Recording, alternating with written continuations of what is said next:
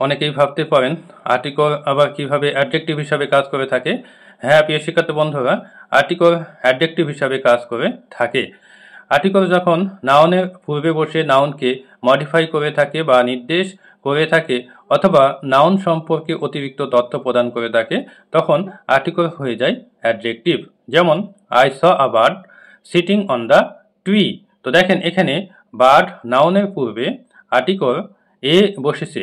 এ বসে নাউনকে অর্থাৎ বার্ডকে নির্দেশ করেছে বা বার্ড সম্পর্কে অতিরিক্ত তথ্য প্রদান করেছে। পাখি, পাখি ঠিক আছে, কিন্তু কয়টি পাখি?